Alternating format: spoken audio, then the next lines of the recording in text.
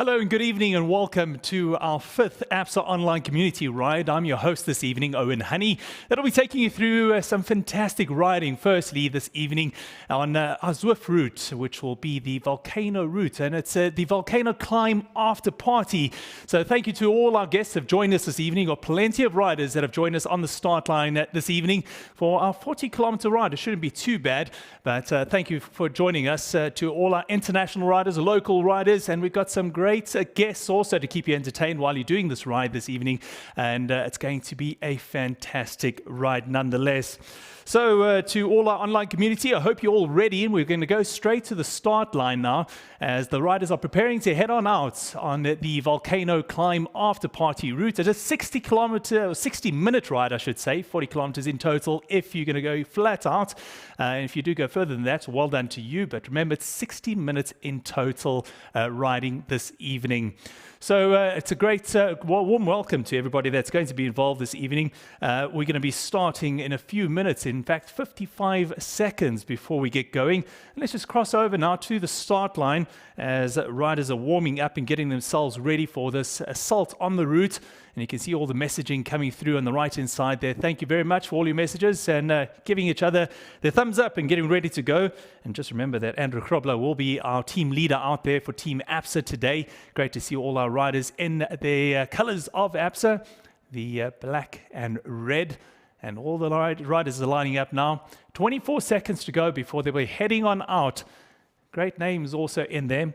And we'll be welcoming quite a few of our celebrities along there. That is the team captain, Andrew Krobler, in picture right now. Bottom right's a picture with the icon above his head, and he'll be leading everybody out. 4 seconds to go. 3, 2, 1, and off you go. All our riders heading on out on the boardwalk. Thumbs up to everybody. Good luck and enjoy your ride. We're trying to keep it all together. Some riders left on the start line there, but they'll be getting going shortly. And at this point, I'd also like to welcome our General Manager of Absa Sponsorship, Mthunzi Jonas, who's also riding out there today. And Mthunzi, I hope you can hear us. And good evening and welcome to our ride this evening. So Mthunzi is a good evening. Yeah, first-time Swift user. He's a loving husband, father of two, passionate about Arsenal and Orlando Pirates. Sorry to hear about your passion about Arsenal, Gunners. I don't know what's happened to your team, but nonetheless, listen, we're going to be talking happy things today. We're riding and enjoying our ride today. How are you feeling? Good. Good evening, Owen, and welcome to everyone. We're having our fifth Absa online community ride. The first one we're doing in the evening. So we're particularly excited about that. We've got a stellar lineup of guests, which include a multiple downhill World Cup champion. We have the head doctor, the Team SA going to the Olympics. We've got two of our very own bankers, one of which is a pro triathlete. The other has summited Mount Kilimanjaro, and we've got multiple international and local Ironman finishers. So you'll introduce them shortly, but super lineup, welcome guys, and enjoy the ride. Mthunzi, you're looking very good in your Absa kit there, looking all buff and strong, ready for this ride this evening? Yeah, as I said, I mean, it's the first time for me. Mm-hmm. This is a platform that I'm very interested in. We, as Absa, we've done quite a bit of work on it, and super excited just to get involved. Tell us, how did this concept come about, the community rides, and what was the inspiration behind it? Well, when the Absa Cape Epic got cancelled last year, it really turned our world around. So when the dust settled, what we said was, how do we continue to engage with our community? How do we continue to engage with our clients and customers? And we came across the Swift platform, and working together with the Absa Cape Epic, we developed a series of community rides. And it's our fifth one. We're getting better with each event. The numbers are going up with each event, and long may continue. Now, apparently you and Greg Minnaar's paths have crossed quite a few times since you're both from Pietermaritzburg. Tell us a bit more about that. Yeah, so we both come from what is commonly referred to as the Sleepy Hollow, Pietermaritzburg. Growing up in that town, I never ever thought I'd be riding with Greg on Zwift while he was on a different continent. But here we are. I do have a couple of stories to share that people may not know. Yeah. One being when we were growing up, Greg's first love was motocross. And he did attempt a Guinness Book of Records attempt where he ramped over, I think it was 15 cars. Greg, did you ever get acknowledged for that record? Greg, you got an answer for him? Did you ever get it recognized? It was quite long ago and I was young and no, not really. A daredevil, young at heart. There's no doubt about it. Greg Minnaar. But let's just go over today's route. And Tunzi, thank you very much. We're going to go over today's route, which is the volcano after party route. It's about 36 kilometers of flat, rolling, undulating roads at first, and then a 4-kilometer ascent. It is the volcano climb after party, 40 kilometers in total, a total elevation of 266 meters with that 500 meter lead in. That is today's route, and most of us will be very familiar with this on the Watopia platform on Zwift. Well, let's go now to some of the racing out there. These guys are going through the tunnel section. Andrew Krobler looking after everybody out there. A man that knows the Absa Cape Epic very well, has done quite a few of those. And he's looking after the crew as they're heading on through here. And looking very good. Nice average speed of 38 kilometers an hour at the moment. 2.9 kilometers done. 3 kilometers just ticked by.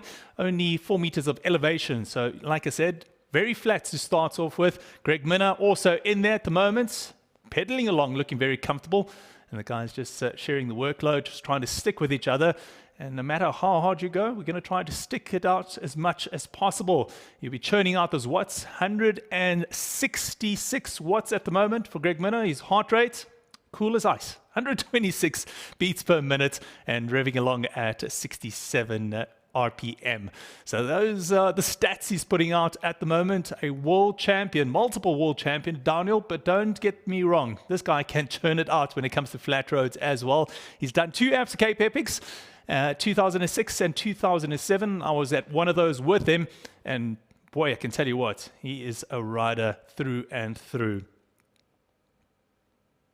Well, at this point, I'd also like to welcome all our guests. Greg Minnaar, multiple world champion, downhiller, Dr. Phathokuhle, Zondi, Annah Watkinson, and Raphael Madek will be our guests this evening. You can see them on screen at the moment with their earphones on already, looking cool, calm, and collected. I hope you got your fans on, nice and cool. Give us a thumbs up there while you're at it. Thank you. Yeah. Greg out of the saddle trying to keep up with the best in the world there as well.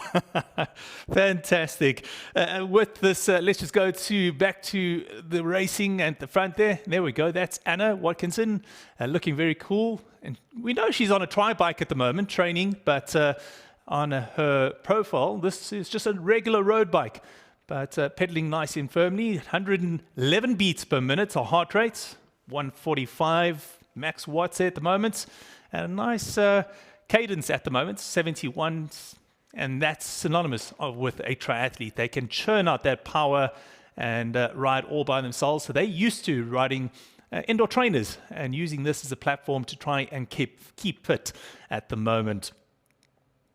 So with that in mind, listen, not many of us, or a lot of us, would know what downhilling is all about. And the man that knows all about it is Greg Minnaar. But just to give you a preview on what downhilling is all about at the international level, let's show you what it's like racing and what you see on the side of the road when you see these guys coming past at a speed of knots.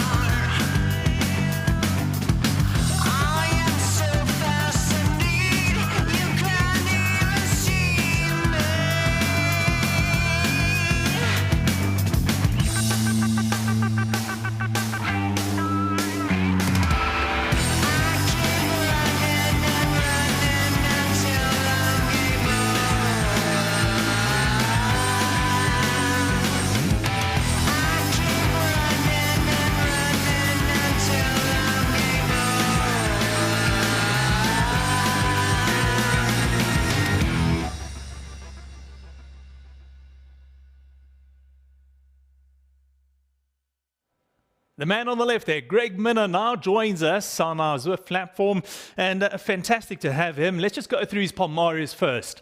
I mean, this is a man that's been a 3-time world champion. He is also a 3-time World Cup champion, winning that in 2001, 2005, 2008, 22 downhill World Cup victories to his name. Of those medals, and he's won at World Championship level. 3 of them have been golds, 4 silver, and 3 bronze. He needs no introduction, ladies and gentlemen. He's a man that knows all about speed. Greg, great to have you with us this evening. Thank you for taking time out to join us on our Absa Online ride this evening. How are you doing? Where do you find yourself at the moment? Hey, Owen, I'm actually in Andorra, and yesterday it started snowing and raining, so it was a perfect time to get the Tax Neo 2 trainer out and get ready for tonight's ride. So had a little training ride on it yesterday, which was cool. But I'm ready to do intervals catching up here, because I keep getting dropped for no reason. You better. I hope they don't drop you. The guys must just ease up ever so slightly to wait for Greg. Listen, so you're training at altitude, in other words? Well, yeah, it is altitude, but I live here now and base myself here through the season. So, yeah, you kind of get used to it. Talking about the season, what's happened so far this season? When does the season officially begin? So we're supposed to kick off in April, actually end of May. And things got delayed a bit. Sorry, in March, and then things got delayed with COVID, obviously, and we're going to kick off in this first week of June in Leogang, Austria. So they're going to try and catch up a few rounds later in the season, some that were missed earlier on. And then obviously Fort William being cancelled, I don't think we'll get that one back. Yeah, you must be pretty, upset about that. Fort William is one of your favorite tracks. Oh, yeah, for sure. I mean, this was going to be the year that I retire, but you can't retire on a season when you don't go to Fort William, right? Oh, thank goodness for that. So we see Greg Minnaar in 2022 then. That's what he's saying to us. Greg, I mean, so everything's going to be condensed, in the season. Obviously, you're going to be racing tightly. What does it mean for you in trying to keep your body as fit as possible for the condensed season ahead? Well, it's just it's kind of a similar situation to last season, where we're not quite sure when the start of the season's going to happen, but you just got to be ready for it, and you just can't get too hung up on a schedule and be able to adjust and mold with the times, So we used to a little bit of a break in the mid-season. I think we're just going to have to go through this year racing. So fitness is going to be key, making sure you can recover, and so hopefully things will play into my hands there. You're out of breath there, Greg. What's going on? I think we're going up a climb and I'm getting dropped again. So listen, I'm going to let you catch up with the group. Where are you? I thought you were going to pull me back to this bunch. I know. Well, I'm going to ask them to slow down to try and let you catch up a little bit. Yeah, it's all good. Yeah, you keep on pedaling away. I'm going to move. I'm going to come back to you a bit later. So stay where you are, Greg, and catch up with that group, please. Annah Watkinson now. And try and pass him. Annah Watkinson is going to be joining us now, and Anna, we're going to bring up her palmares as well. She is a head global finance coastal regions at Absa. That's her position at Absa. She works a full-time job, but still has credentials just like this we're seeing on our screen at the moment. Professional triathlete, number 44 world ranking, Ironman World Championship, top South African female in 2019, competed in 20 Ironman races across the world, and also South African long distance champion. I mean, the list goes on and on and on. I don't know where she finds time to work at Absa. Good evening to you, Anna, and thank you for joining us. Where do you find the time for all of this? Well, I'm working right now and getting my training in, so this is very good. It is crazy. If you keep doing this would be wonderful. Oh, yeah. I mean, we're working from home. I'm sure your bosses shouldn't listen to this, but I'm sure you find yourself in the trainer more often than not. I think I find it a lot more efficient. So where I used to have to get in the car and drive to the office, that time is cut out. So I jump off the trainer onto my calls. No, I mean, it is crazy. So how did you get into triathlon sports? Because it is a very specialized sport, running, cycling, and obviously swimming. What was your first passion? Because a lot of people start off with one of those disciplines before actually getting into the sport of triathlon. You're 100% correct. I started running because I put on a bit of weight. So I was trying to actually lose weight.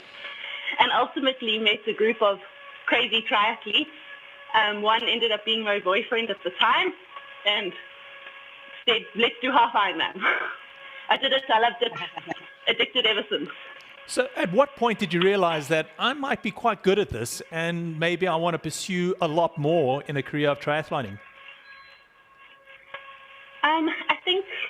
I think us bankers typically have A-type personalities.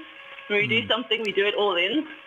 And so I think I came fourth at my first triathlon. And then I was like, I've got to do this. I've got to get on the podium. I want to win. And then I just put in all of my efforts. And then I just became one of the top age groupers. And the coach at the time said to me, well, now you're just the girl to beat. Time to move pro. And I think I was validated by his belief in that. And I mean, I've seen triathletes training, all over the show, and they seem to be very self-focused. And I guess that's something that drives you. As you said, you're an A-type personality. But how do you find, do you find that you have to be selfish with your time and the time that you do have for training and then for a career as well? Absolutely. I mean, Raphael will talk to this, but he once said to me, balance is very different for everyone. And that really resonated with me. My balance is finding time for training, work, and rest and recovery. And then everything else is added bonus if it comes along.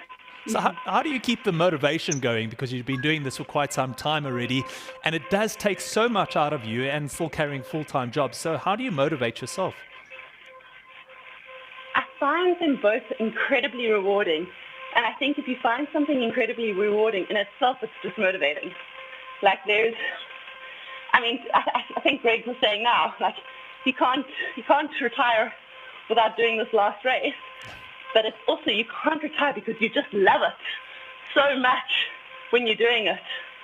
There's just so much excitement, happiness, and joy that it brings. And that's across the board. Like I get huge fulfillment from work, mentally, and then mentally and physically huge fulfillment from doing Ironman. Then I know Greg loves to socialize. I've seen him do it plenty of times, and I'm guilty of joining him in some of those social parties. How do you find time to socialize? It's usually the after party after an Ironman. And we won't talk about that because I think I've thrown names a couple of times at the after party. What happens at the after party stays at the after party, Anna. We'll leave it there. For now, you can get back to your training. We'll join you a bit later on, and we'll pick you up on your Zwift ride. Thank you so much. But stay where you are. We will be joining you and your coach a bit later on. Let's go back to the screens then to see what's happening out on our Zwift ride at the moment.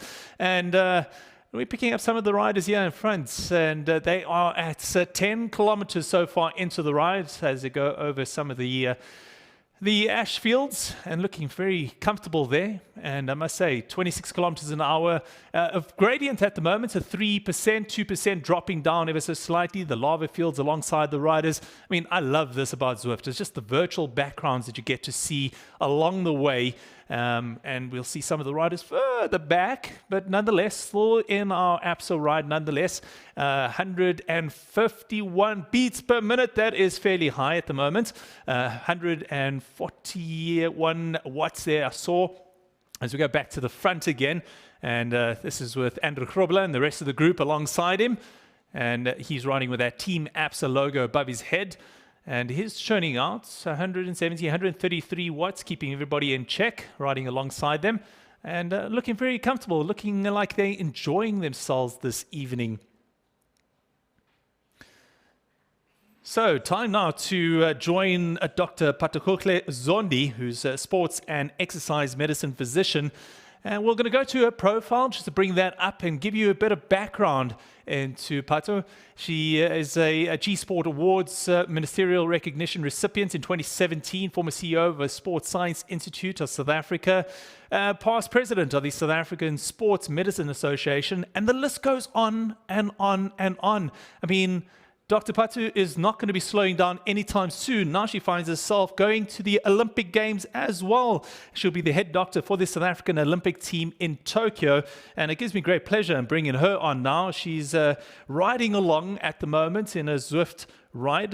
Doctor, good evening to you. Looking very comfortable, calm and collected there. Are you ready for this? Are you even putting a big effort in at all? Well, I'm here and I'm ready. I took a bit of a while to come in. I was riding my own race for a little bit there, but I'm here now, and that's what counts. So listen, you've got a major task ahead of you. You'll be heading to the Tokyo Olympic Games, looking after Team South Africa. What does it exactly entail for you? It is a lot of trust, but it's also a great, great privilege. I mean, as Chief Medical Officer for Team South Africa, essentially, I head the medical team, which consists of 6 doctors in total and 12 physiotherapists and a psychologist. And our responsibility essentially is to make sure that the athletes arrive at the games in good health, that while they're there, we play our part in ensuring that they remain healthy, which might be obviously managing injuries and illnesses that can come along. But really our job is in the background, and we do what needs to be done to ensure that they can line up at the start in the best possible sort of physical and psychological condition. So do you look after the entire team or only selected athletes? Look, as CMO, as Chief Medical Officer, I do have oversight to the entire delegation, which is athletes, coaches, and general management. But of course, I couldn't do it alone. So I've got 5 incredible doctors that I work alongside and 12 very passionate physios that will also be joining at the games to look after the athletes. Obviously, the COVID-19 pandemic threw a big spanner in the works, and obviously the games then got delayed by a whole year, which gave us time, I guess, to prepare for the Olympic Games, an extra year for some athletes and for the medical team that you'll be taking across there. How are things looking at the moment, especially looking after athletes and knowing that the pandemic is still ongoing? How are you trying to see the athletes through to get there as healthy and as possible so they can compete at their best and utmost or the top level possible?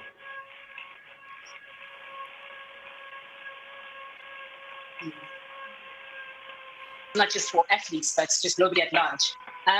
But there has been a great amount of effort by the local organizing committee, by the Japanese government, collaboration with expert teams and the National Olympic Committees to make sure that, and of course, the last bit will be to ensure that we comply with them. Now, you're not only going to be heading to the Olympic Games, you're going to be coming back home afterwards and riding the Absa Cape Epic. Where are you going to find time for all of this? Oh, like Anna said, you make time. Yeah. You do what needs to be done, and you find a way if you're passionate about what you're doing and if you're enjoying what you're doing, don't you? So who are you riding with? That's a big question, because you know that it is a team event, 2-man team riding in the Absa Cape Epic, and it's very important that you know your partner very well. So how well do you know your partner, and who is it? I'm riding with the incredible Phathokuhle. Oh.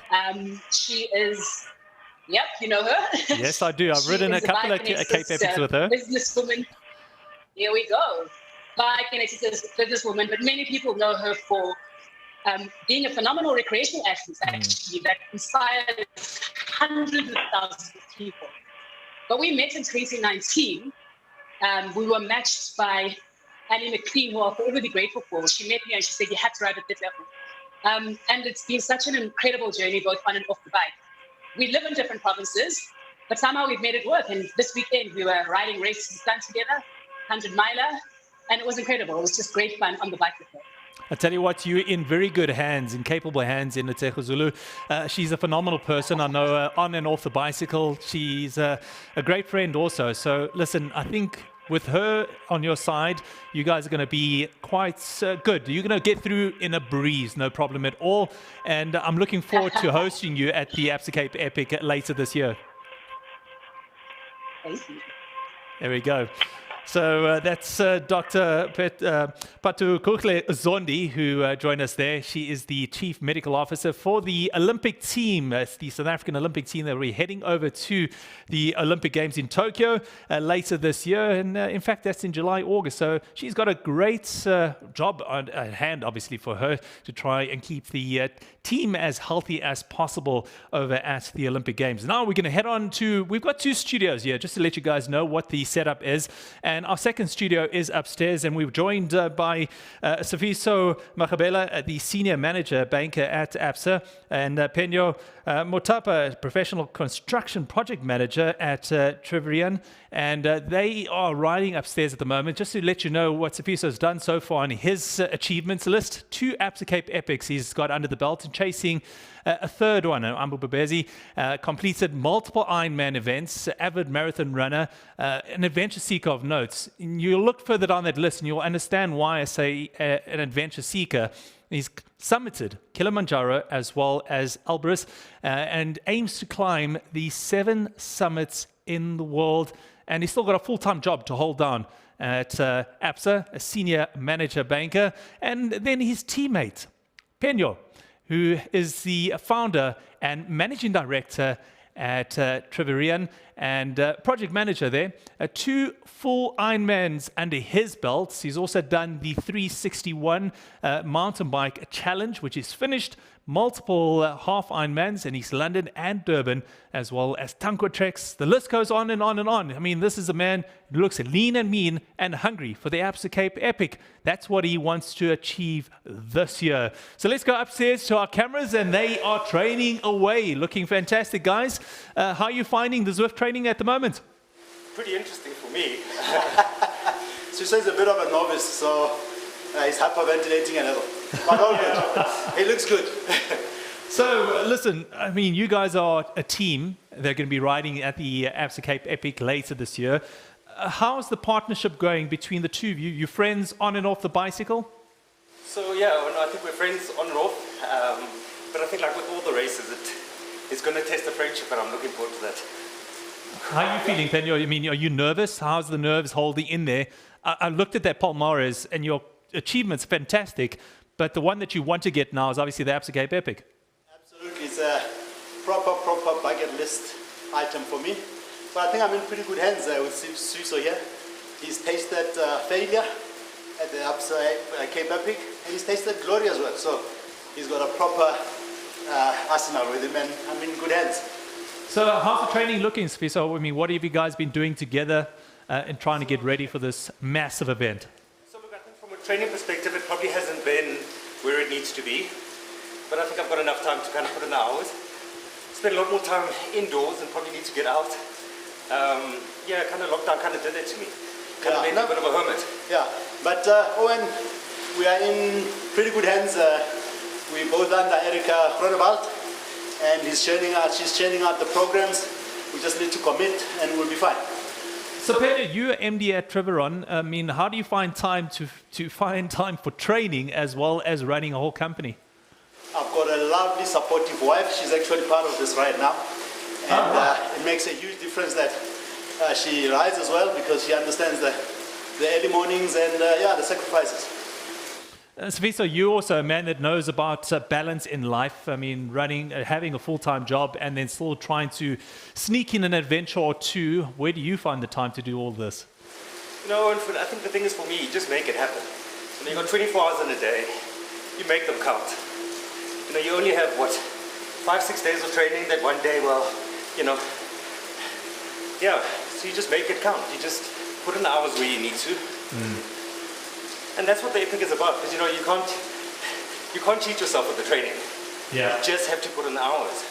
That's so true. You need to put in the hours. I mean, it's long, hard hours in preparation for the Absa Cape Epic. And if you don't put in those hours, you'll be found out very early on in the race. There's no doubt about that. But Sifiso, I mean, listen, you're a man that's done 2 of them already, and you've also summited 2 of the major climbs in the world. Which one is more difficult? Oh, and I won't lie, they're all hard. Yeah. You go to a very dark place, and all of them, they're good days, they're bad days, they're days when your kid gives up on you, I've had mechanical failures at Epic. I've had, health conditions on a mountain. It's all the same. You got to rely on your body. You got to rely on the training. You just got to put your head down, one foot in front of the other. Imperial, for you, looking after your body, how do you go about doing that and making sure that you're in tip-top shape for the races ahead of you? Now, proper nutrition, Owen. I don't think enough is said about nutrition. There's a whole lot of fad diets out there, but I think you just need to consult a good dietitian, someone who can understand your blood type and what you need for specific events, and just stick to a program. That's it. Most important thing. Listen, we're going to leave you guys to it. Get along. I hope you're still in the group there. Looking forward to seeing your art on the ride. We got that big climb coming up very shortly. First bump there, fantastic. Good to see them now as the riders head over the sea, another bridge section. And that's where we are at the moment. 16.9 kilometers done and dusted already. 30 kilometers an hour as they're all sitting nicely together and looking fantastic at the moment. Good to see all those names alongside there. International flags as well, all the way from England. A lot of them are South Africans. So thank you for joining us this evening and taking part on this online community ride courtesy of Absa. So 17.1 kilometers done and 30 minutes done so far. Remember, it's 60 minutes long. And good to see Greg Minnaar in that group again. So he managed to catch up once again, get himself into that group. And looking pretty comfortable all the way from Minnaar. It's so amazing that with Zwift that you can join groups from all over the world virtually and ride on the very same route and feel the same pain as well as you turn out the wattage and keep the heart rate up, keeping fit and riding as a community. Well, talking about Greg Minnaar, let's just take a look at some of his performances, and this one dates back to last year's Worlds and took place in Leogang.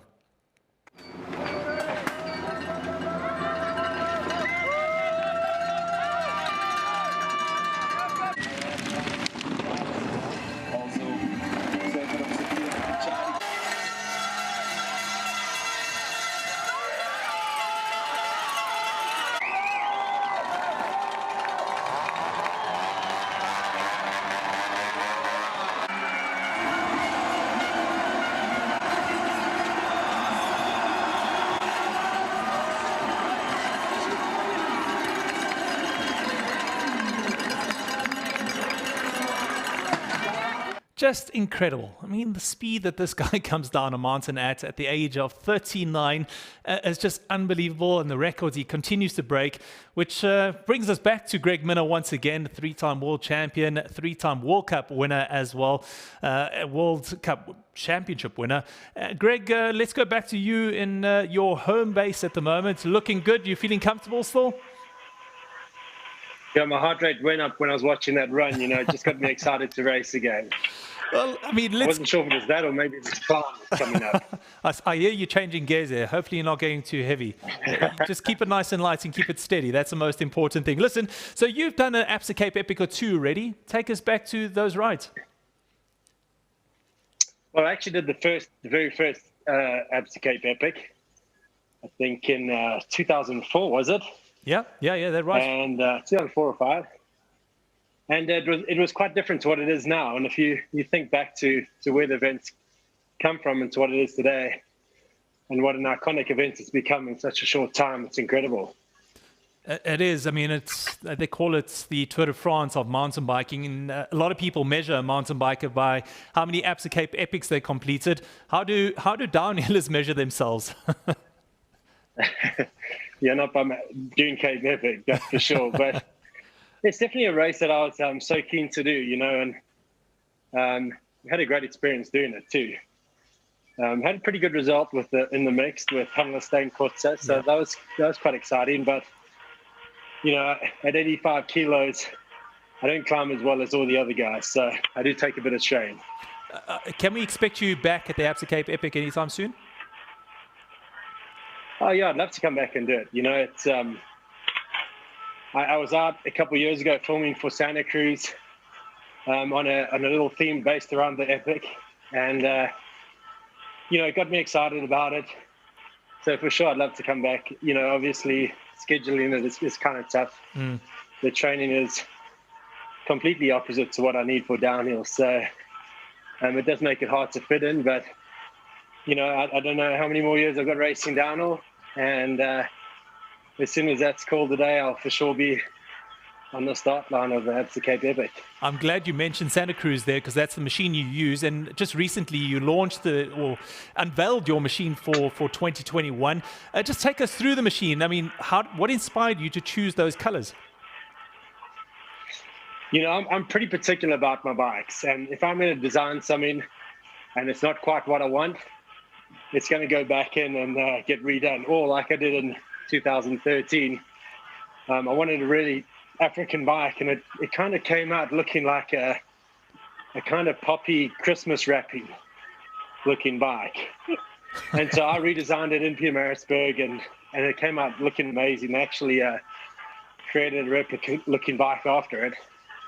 So now I either leave it up to the design and marketing guys to come up with something cool, and totally don't get involved at all. And I think they've done an incredible job with it.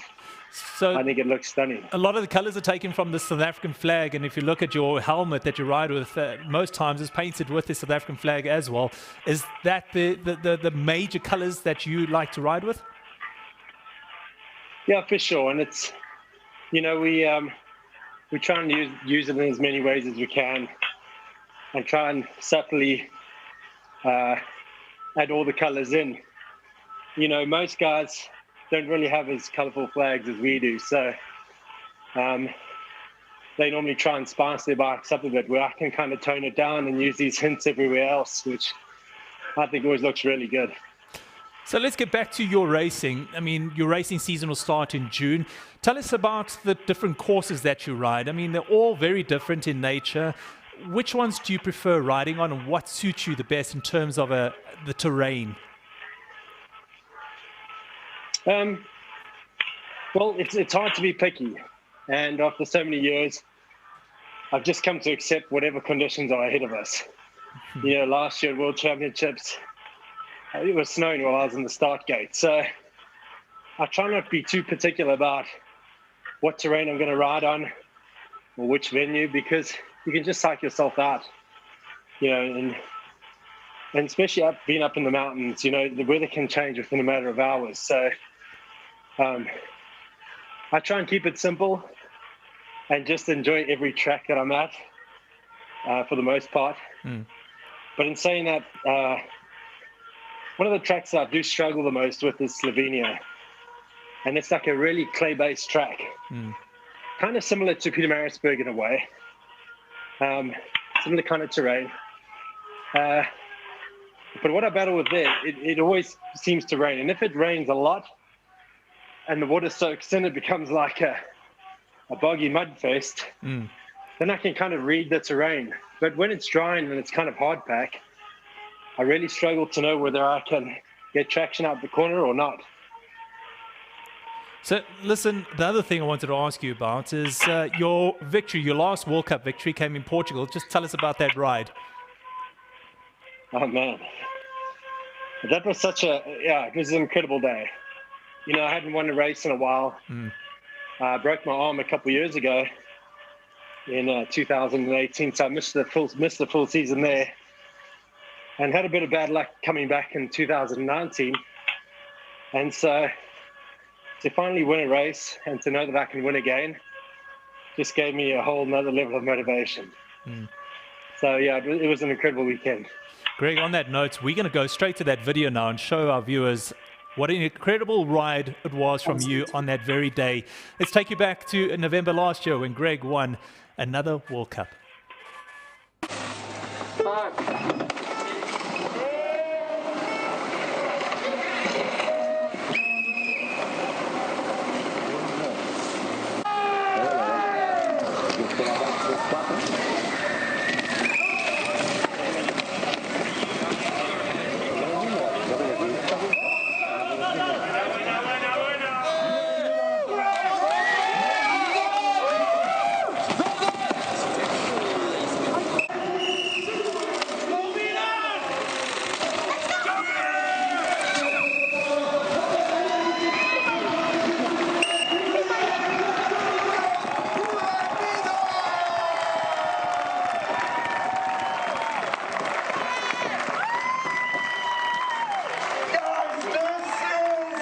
Yeah, it's been a couple of years now that I've been trying to battle these Frenchies. I had Danny Hart give them a few jabs last year.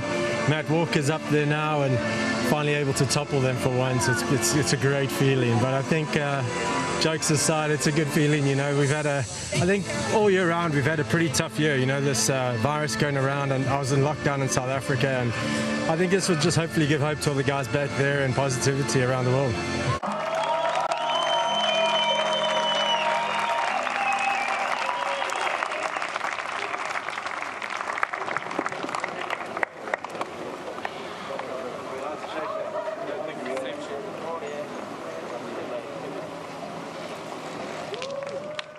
It just gives me goosebumps watching Greg Minnaar receive his 22nd World Cup race victory. And what a race it was in Portugal last year. We turn our attention back to Watopia and what the riders are up to. In particular, Annah Watkinson is out there at the moment. And she is a professional triathlete, done so many events, top of her game when it comes to competing in the Ironman events, South African champion, and also head of global finance coastal regions for Absa. And we'll go back to her training once again. And we're also going to be chatting to her coach, Raphael Madek, just to give us a bit more insight into the training philosophies that he uses on Anna. And just to let you know what he's done so far, this is Raphael Madek, and he's a British Triathlon L2 diploma coach, Trisuto coach, chartered accountant as well. He's just got so much experience, 15 years in triathlon, 10 years coaching experience, 8 years coaching at elite level. The list goes on and on and on. And the great thing about him, he's worked with so many different athletes he's taken to the top of their sport. So fantastic to bring both of them onto our screens this evening. We'll start with Anna first. Good evening again, Anna. How's your ride going so far? I'm enjoying it very much, but I'm pretty much by myself. Greg was saying he was a little bit out of breath, but I said you're in the lead bunch. I see you riding by yourself, though. I don't know why. It's just typical triathletes. They always want to ride by themselves. Yes, drafting is too dangerous. Okay, Raphael, I hope you can hear us. I think your mic might be on mute, so if you unmute yourself. There we go. Good evening. Thank you so much for joining us this evening. First, tell us a bit more about yourself and what kind of coaching philosophy you like to use with your athletes. I basically started coaching as a hobby. At the time, I worked for Barclays, and this is how I met Anna. Barclays actually owned Absa. We were on the same team, probably 15 years ago or so. The way I approach coaching is basically it's a very individual thing. So, something which might work for one person may not necessarily work for another person. Some sessions which could make someone better would actually have the opposite impact on other people. And I think one of the reasons we get team with Anna, that I've been working in the banking for so many years, so I understand what she's going through. I understand when she's preparing for a board meeting or something, she needs maybe a little less intensity training, but the training still needs to be done. So work first, then training and recovery. In this order. That's so true. Listen, if you'd like to ask any questions to our guests this evening, all you need to do is get onto the YouTube link, and in the messages column, please leave your questions or comments there, and we'll post them for our guests this evening. Anna, getting back to you, with regards to the COVID-19 pandemic, how has this affected you and your training? Surprisingly, it actually was very positive for my training, because as Raphael will tell you, there was a big block of actual training that wasn't interrupted by the taper and recovery from races. So I think you would have seen a lot of people out there running 5K PBs, doing mad things. And that's the result of, just having that consistency and being able to recover and not really have that sort of stop and go for races. Raphael, I mean, obviously with the lockdown, a lot of athletes were stuck in their homes, either had to use a trainer or treadmill or use other methods to try and keep fit. How did you adapt your programs in order to help your athletes stay fit and focused during this time? As I mentioned, I worked quite a bit of time actually in a similar situation. Maybe not last lockdown, but when I was like racing competitively, I was working full time. So to maximize both training and recovery, I used trainer 20 years ago. I used treadmills, 20 years ago. So basically, there was not necessarily much adaptation needed because, the sessions which Anna was doing in-house, indoors, were basically replicating the sessions you would have done outside. Obviously, without water, without the pool, it was much more difficult. So we were doing a lot of dry land, exercises, strength on the shoulders, and then when the pools reopened, she was able to swim, almost as good as before within a few weeks. Anna, This was sorry, my Raphael. piece of advice. Yeah, go for it. Go for it. Now, would be my piece of advice to anyone who's like time-starved athlete. Basically, get yourself organized in your home if you can, because full the session 1 hour at home is basically 1 hour and a bit of time, to get changed and shower. If you want to ride 1 hour outside, it's 1 hour and a half up to 2 hours. You get dressed, you take your bike out, and so on.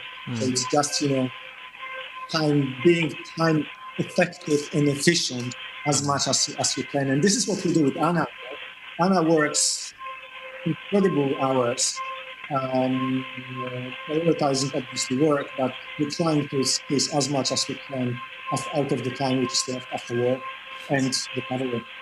Well, Anna, I'm not too sure if it was last year or the year before, but you were involved in a serious accident. Just take us through that and how it played out immediately thereafter in terms of your recovery. So the 12th of December, I was hit by a taxi running. I was in 4 days in ICU, a week at the hospital.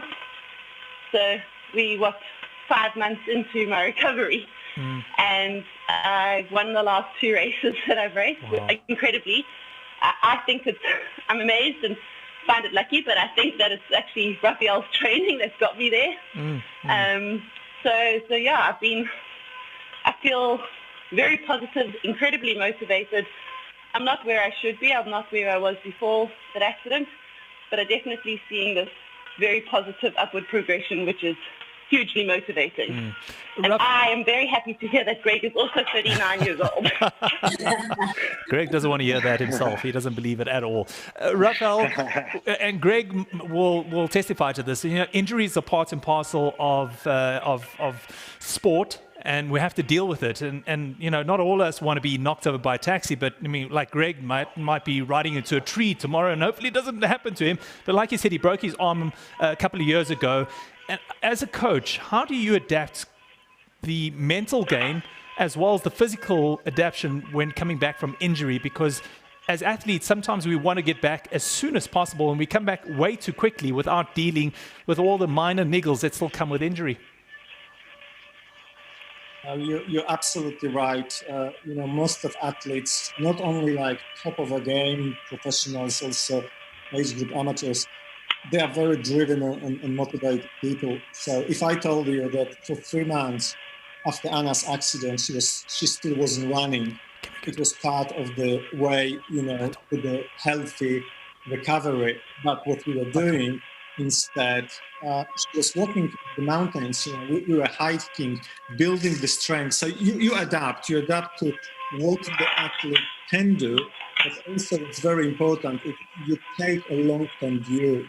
You could raise intensity sessions. You could get athlete maybe quick to a race, but then the risk of injury and impeding the long-term objective, which for us is obviously Hawaii World Championship. The risk is not worth it. You might win a small local race, but you basically could be jeopardizing your World Championship. Goals. There's a question that just came up on screen now, and I don't know if you can see it, but if you weren't a banker or a triathlete, what would be your dream job? Have you thought about this? Absolutely. I would be a backup dancer. Oh, yes, girl. I love that answer. A backup dancer. Is that something, I mean, seriously, is that something you really would want to enjoy and do? I mean, I do love dancing. I love uniform dancing.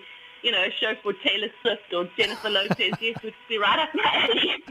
Oh, listen, you keep on dancing, you keep on enjoying your sport. Raphael, also, thank you so much for joining us this evening and chatting through the recovery process of a professional athlete, and keep on the great work and relationship you do have with Annah. Thank you very much. Thank you. Oh, there we go. Yeah, so we're going to be heading on up now to check the screens and see what's happening at the moment in Watopia. As you know, we're doing the volcano routes after party, and it's looking quite comfortable for most of the riders. We are 29 kilometers into the ride so far, average or speeding along at 35 kilometers an hour at the moment. 50 minutes done and dusted as we look at some of the riders coming through in the dusty roads as they head towards the volcano itself, and that's where this route really ramps itself up. Now we're going to go across to Penyo and Sifiso once again. They're carrying on with their ride at the moment, and we're going to be chatting to them about COVID and their training. So we'll go to our upstairs studio and see what they're up to at the moment. Guys, you riding comfortably there, looking good, not sweating too much, hopefully? Yeah, Penyo. Yeah, all good. I've been trying to find Sifiso the entire ride. Can someone just find him for me? I've got his lunch box with me. As you get closer to the Absa Cape Epic, hopefully it's not going to be a case that you're looking for him all the time. You know, you need to be alongside you, and there's not more than 2-minute gap at any given time. But listen here, okay, I want to get back to your training at the moment for this past year and a bit. Obviously, you're all preparing for the 2020 Absa Cape Epic. That was cancelled at the last minute. 18 months are almost going to go by before the next one, and it takes place in October this year. How's that pandemic affected you personally? Both of you, I'll ask you both this question. How's it affected you personally, and how have you adjusted your training as well as work regime accordingly? Well, personally, I think for me, it's been on the work front, you know. Business just took a nosedive, but we managed to waddle through that. Training-wise, I'm fortunate to have a wife who was so clued up with this Zwift environment that we got indoor trainers, and we've been at it. So training gains-wise, I didn't suffer that much. Yeah, I think I wish I could say the same.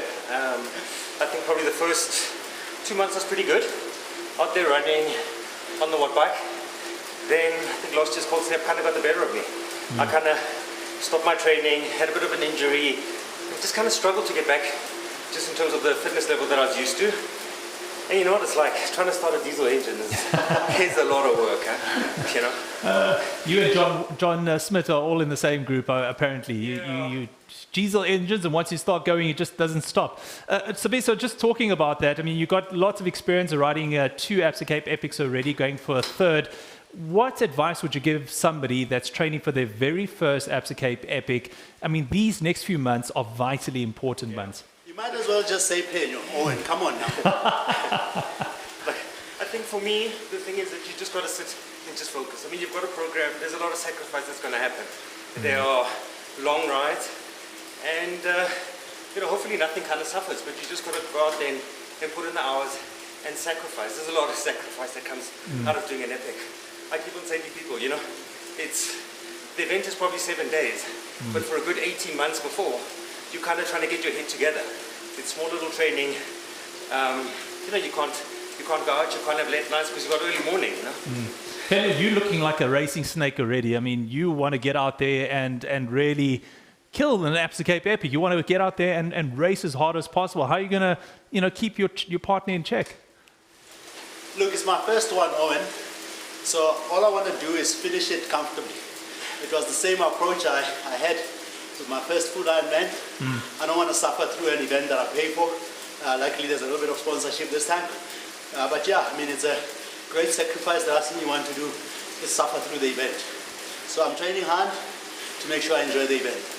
Listen, guys, we wish you the best of luck and continue the training as you get ready for the Absa Cape Epic 2021. Thank you so much. Keep on riding, and you got about 7 minutes left of riding.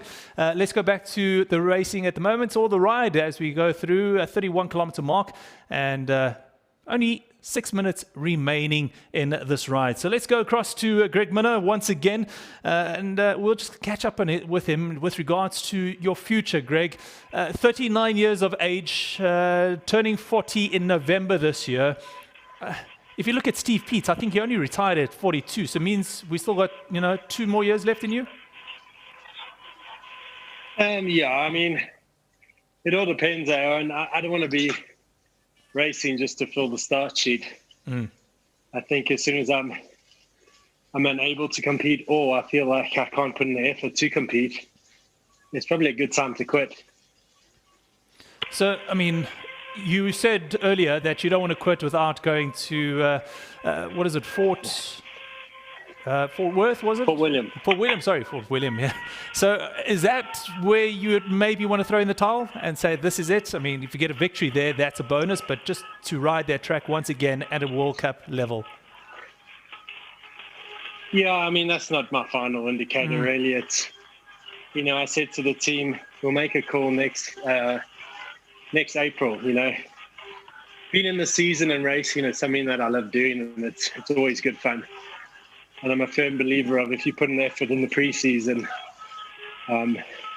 you'll definitely, be in the mix during the season. So I feel like next April will be a good time to know if I want to do another season or not. I always come back to Pietermaritzburg to get ready for the season. Yeah. And it's riding the same routes. Yeah. Going to gym 3 times a week. That's what gets really tough. So, and if you're able to put the effort in there, yeah, I think that, I'll be in for a good season. Greg, there's a question that came through from David Wingfield, and he says, what would you do after retirement? Yeah, I'm not too sure, actually. I'm involved in quite a few business ventures and involved in business myself.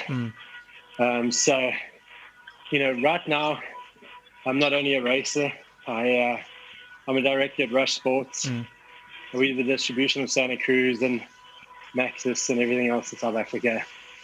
We've got our bike shop down in Maritzburg and coffee shop and a few other things and some stuff in America, some stuff in Australia and Europe. So wow, I'm pretty busy off the bike. Listen, it's one of those things when... Yeah. One of those things when I got into my late 20s, everyone was asking what I'm going to do after racing. So, I thought business would be a good option and kind of rushed into stuff, and some stuff worked and some stuff didn't, and I learned a lot. Yeah.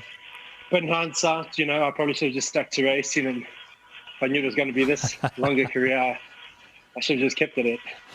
But before you hang up your wheels, please, you need to teach those Frenchies a thing or two, because, I don't know how France has been doing so well at all these downhill World Cups.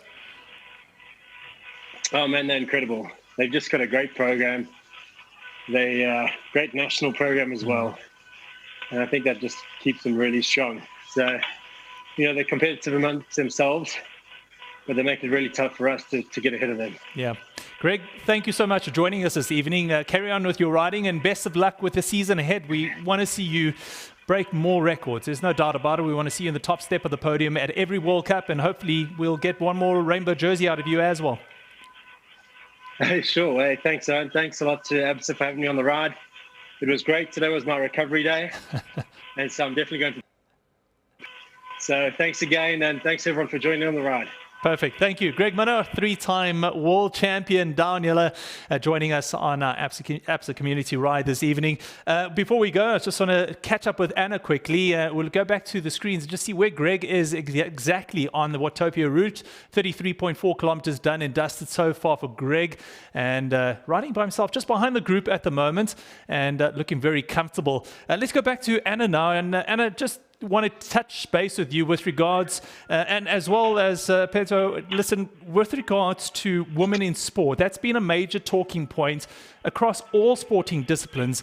How important is it for you, and I'm going to ask both of you this, the equality of women in sport and what you do in particular, as well as in the workplace, the equality factor with women and men in the workplace and on the sporting field? And after you. Sure, yeah, happy to kick off. I think I've been incredibly lucky. I do a sport in which both women and men do the same distance. and are paid the same. So we're treated fairly equally, which is amazing. And in my corporate career as well, I've had every opportunity that any of my male counterparts. In fact, I'm very lucky. I have a good team of men that all support me. I think overall, sport is so important for women, and it's mostly coming through their teenage years, those formative years. You know, men are full of testosterone. They're getting faster, stronger. Women go through that hormonal process, and we get a little bit of hips and boobs and curves, and we get a little bit self-conscious. And that part is so important to sort of get them through, keep them in the sport, and they'll grow. And it builds confidence, it builds the ability to make decisions. I think it's important at that level to get them through and grow it from there. Dr. Phatho, you're involved in quite a few women initiatives as well, and it's very dear to your heart. So what do you think about the topic of equality in sport and in business when it comes to women? Absolutely, Greg. And Greg is an area that's very close to my heart, and it's something that I've committed to from a work perspective, an advocacy perspective for the future. Clinically, the female athletes is an area of interest of mine, and I go to great lengths to collaborate with other clinicians and international experts, just continue the research and support for female athletes. And certainly from an advocacy perspective as well, as you said, I'm involved in a number of initiatives that seek to level the playing field, so to speak. But I think there's been a significant amount of progress made for us women in sport, and we have to acknowledge that.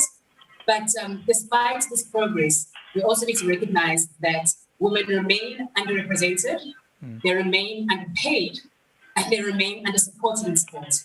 And so our work is not yet done. Our work is definitely not just done yet. And listen, to both of you, thank you so much for joining us this evening. You've done an amazing job in the career place, in the workplace, as well as in the sporting fields. May you both carry on with what you're doing at the moment. And a triathlon is waiting for you, Dr. Phatho. You've got Olympics waiting for you and the Absa Cape Epic. So we'll wait and see what happens there. But we're wishing you both the best of luck for 2021. I did enjoy Greg saying that this is his easier day, and this is my warm-up for my next set. Oh, wow. Laying down the challenge for Greg Minnaar. There we go. Thank you very much, Annah Watkinson and Dr. Phatho for joining us this evening. Also, a big thank you to our community. Let's just go through the warm-up and the results so far. We've done 30 kilometers in the hour that we raced so far. You can continue riding if you'd like it. It's only an hour session, but you're more than welcome to carry on training on our Absa online community ride this evening. It's been a fantastic ride. I see some good results coming through and some big wattage that was laid out on our route today. Big thank you to Andrew Grobler for leading the group this evening as well. Big thank you to all our guests, as well as Mtunzi, Greg Phatho, Anna Safiso Penyo, as well as Raphael for being great entertainers this evening and giving us a bit more insight into their careers and what they do for a living and how they manage to balance time with all they have going on in their lives at the moment. And a lot of us will also share that same sentiment as we try and balance life with regards to sport, our careers and families as well. For those who are training for the Absa Cape Epic, continue great work and continue riding and keep it safe on the roads out there.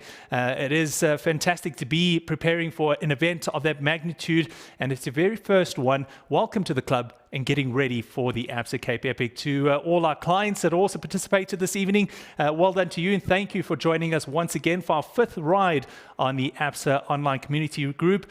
We look forward to having your company again next time for group or ride number 6, and we'll definitely send out those invitations shortly, so look out for those, and we'll send it to you and make sure that you join us for another ride. We'll bring you fantastic guests as well to keep you entertained while you're riding with us for that 16-minute period. So thank you also to all the team behind the scenes here that I've been pushing the buttons and writing the scripts and making sure that everything goes so smoothly. Thank you to all of them. And from myself, Owen Honey, that's us signing out for the evening. And we look forward to your company for ride number 6. Cheers.